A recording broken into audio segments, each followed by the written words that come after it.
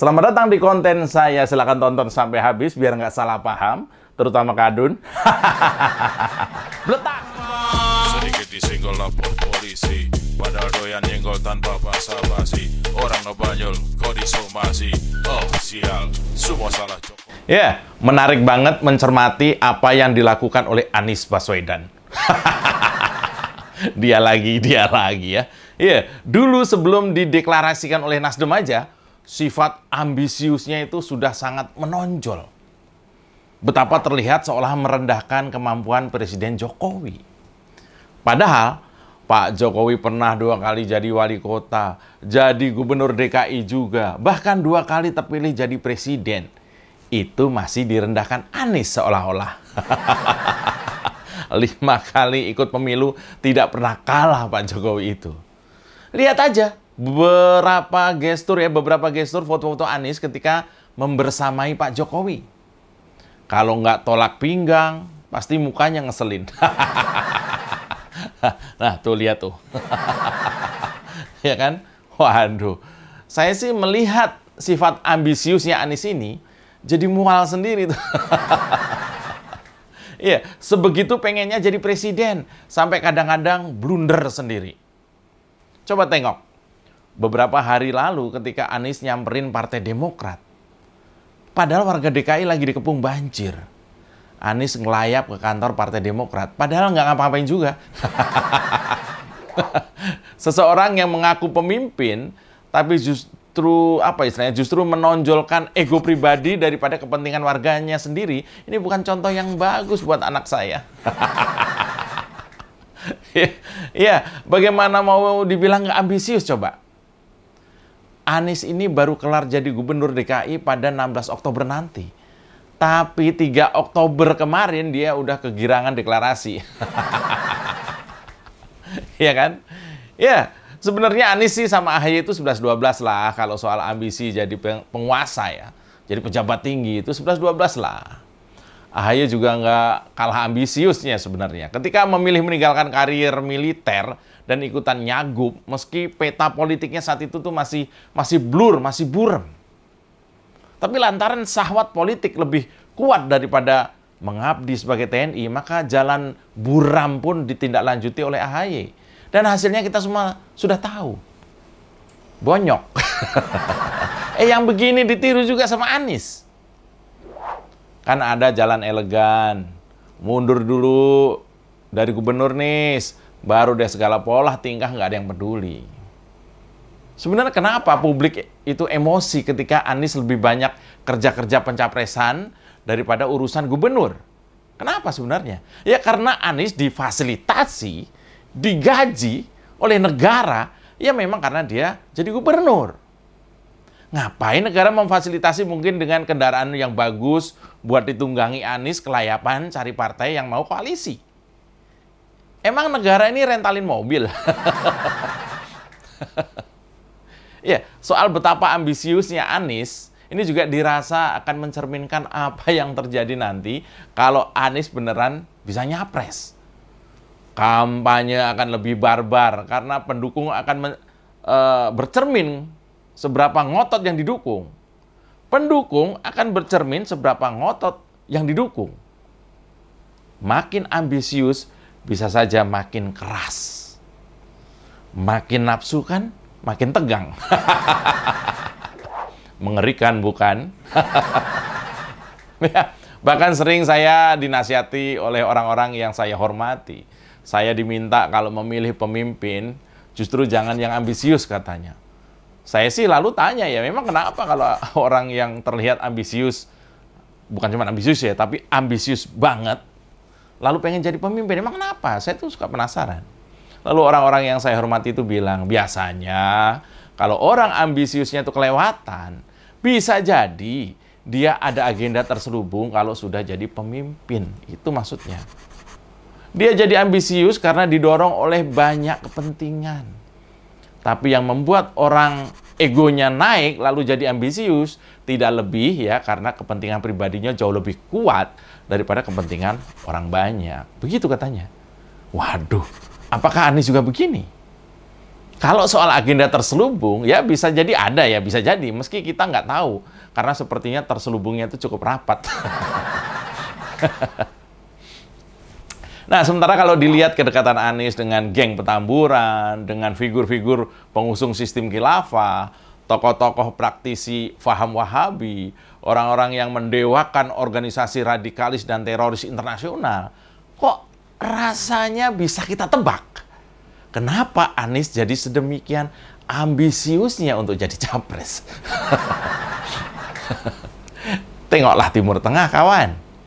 Negara-negara dengan sumber daya alam yang tinggi nggak akan jauh dari hal-hal di atas tadi, yang pada mulanya nggak akan jauh dari apa yang saya sebutkan di awal tadi. Selalu ada proksi, selalu ada avatar dari sebuah kepentingan yang besar, terselubung dan selalu dia saja yang kita duga menjadi sponsor. Negaranya ya itu saja. Ini mungkin yang dikhawatirkan banyak pihak. Kenapa orang yang ambisius yang kelewatan malah menakutkan? Karena sejatinya bisa diduga orang-orang yang seperti itu tidak peduli dengan agenda mensejahterakan rakyat. Lebih mementingkan kepada cover atau bungkus. Inilah yang terjadi di Jakarta. Jakarta hanyalah kemajuan yang semu, kamuflase yang tidak berkembang secara organik sebenarnya. Warganya boro-boro bahagia. Kotanya apanya yang maju? Yang ada Jakarta hanyalah ibarat sebuah ruang tunggu. Ruang tunggu.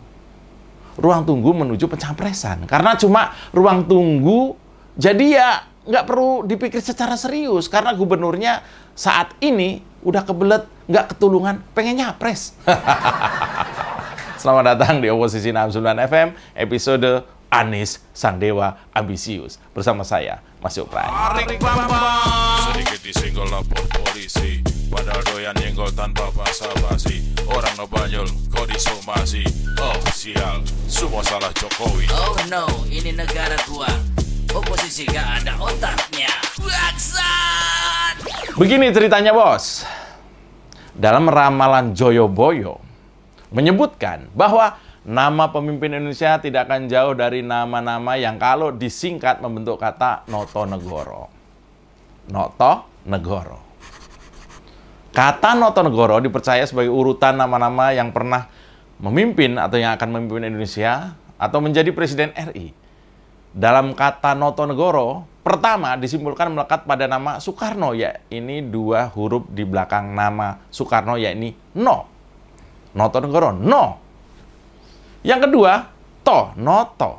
Soeharto selanjutnya yang akan kemudian mengaitkan dengan nama Susilo Bambang Yudhoyono untuk No yang berikutnya, dan juga Joko Widodo.